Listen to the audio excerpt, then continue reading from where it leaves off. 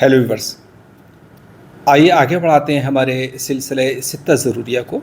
सित्ता ज़रूरिया यानी कि यूनानी का वो कॉन्सेप्ट जिसमें 6 ऐसी एसेंशियल बातों पर ज़ोर दिया जाता है जिनको फॉलो करने से इंसान हेल्दी रहता है और वो इंसान के लिए लाजमी है, यानी उनसे छुटकारा नहीं है, वो ज़रूरी असबाब हैं, लेकिन उनको सही तरीके से अपनाने पर इंसान हेल्दी रहता है। अगर उनको सही तरीके से जो कॉन्सेप्ट है यूनानी का उस तरह से फॉलो नहीं करता है तो फिर मर्ज़ आ जाता है, बीमारी होती है। आज हमारा टॉपिक है हरकत व सुकून नफसानी, यानी मेंटल एक्टिविटी एंड रिपोज। हमने इससे पहले बात की थी हरकत व सुकून बदनी, यानी कि बॉडी के एक्टिविटी और रेस्ट के बारे में। तब हमने वर्ड रेस्ट यूज़ किया था, यानी कि बॉडी एक ऐसी चीज़ है जिसको कि आप आराम बैठकर भी दे सकते हैं, लेटकर भी बॉडी रेस्ट कर सकती है, कई तरह से बॉडी को रेस्ट मिल सकता है। लेकिन ब्रेन एक ऐसी चीज़ है, माइंड एक ऐसी चीज़ है जिसको कि आप बैठने लेटने से सुकून में नहीं आता, बल्कि ये नींद के बाद ही सुकून में आता है। इसलिए यहाँ पे हम इसके लिए रिपोज इस्तेमाल कर रहे हैं। अगर आप लेटे हुए हैं, रेस्ट कर रहे हैं, तब भी ब्रेन चल रहा है। ब्रेन आंखें बंद कर लेते हैं तब भी ब्रेन चल रहा है, आप कुछ सोच रहे हैं, जाग रहे हैं। तो हरकत और सुकून जो मेंटल होती हैं, साइकोलॉजिकल होती हैं, नफ्सियाती होती हैं, उनका ताल्लुक़ रूह और खून से होता है।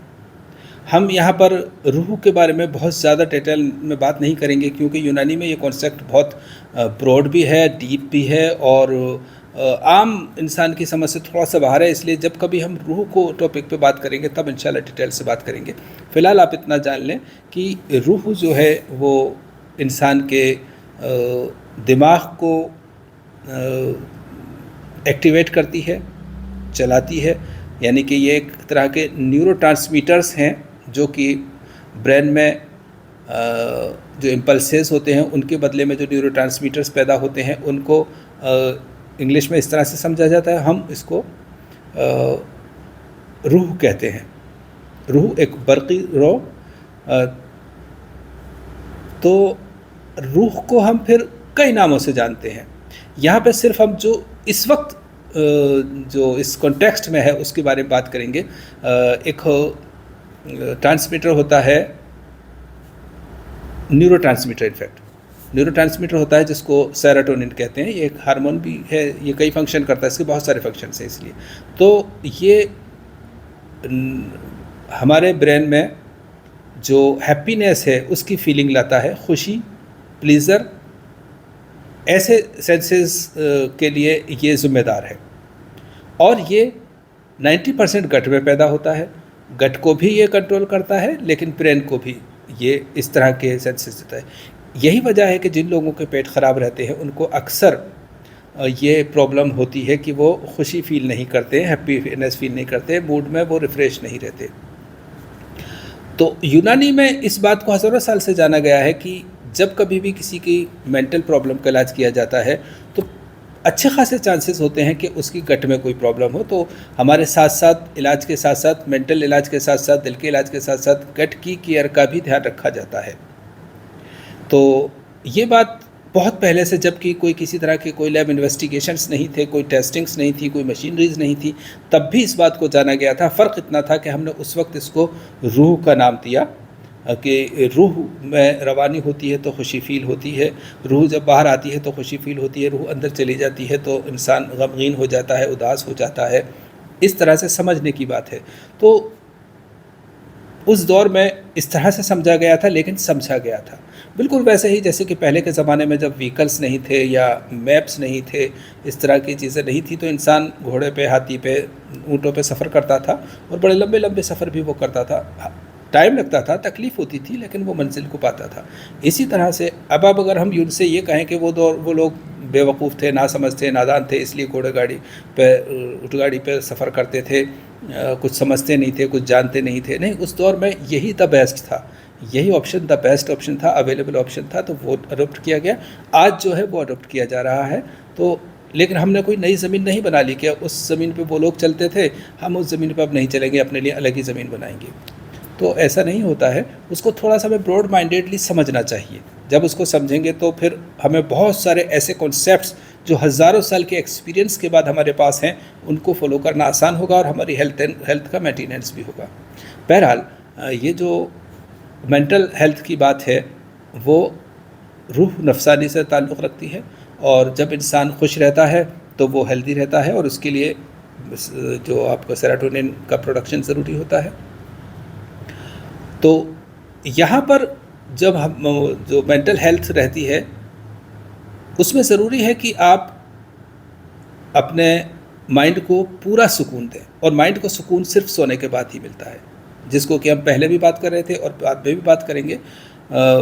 लेकिन किसी भी तरह से इसको स्टिमुलेट ना करें, किसी तरह से इसको जोश में नहीं लाएं। जैसे गुस्सा आना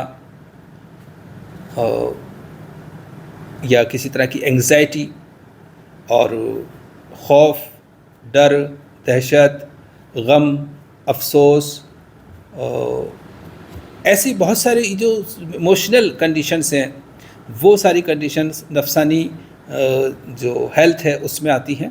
इसलिए उस सब चीज़ से बचने के लिए मॉडरेशन ही अपनाया जाता है, और इन सब चीज़ों से बचा जाए और माइंड को अपनी पूरी रेस्ट दी जाए, तो ये इन चीज़ों से बचा जा सकता है। और जैसा कि मैंने कहा कि गट से ये सेरोटोनिन रिलीज़ होता है, जो कि एक हैप्पी हार्मोन है या नेचुरल मूड एलिवेटर है, मूड सेटलर है। तो उसको मेंटेन रखने के लिए ज़रूरी होता है कि फिर आगे इसके बाद जो चैप्टर है हमारा, उस पर ध्यान दिया जाए, यानी 5th नंबर पे जो हम बात करेंगे।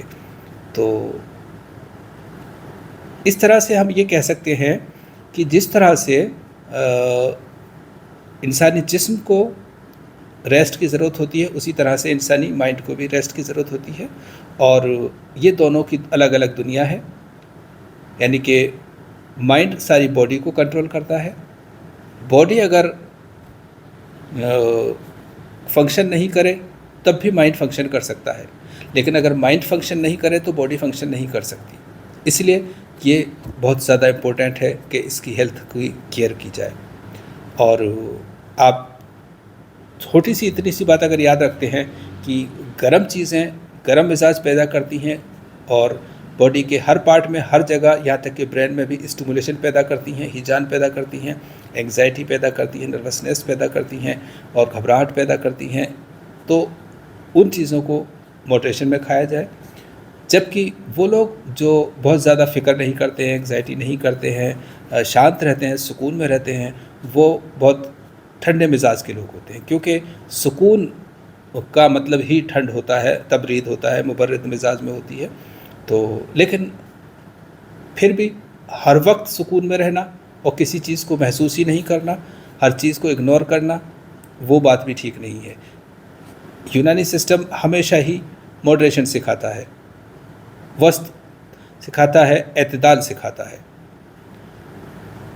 तो इसी चैप्टर को हम दूसरे जो हमारे टॉपिक्स हैं उनसे भी रिलेट करेंगे। तो हम जो कि हमारा नेक्स्ट टॉपिक होगा इंशाल्लाह। फ़िलहाल इतना ही। अल्लाह हाफ़िज़।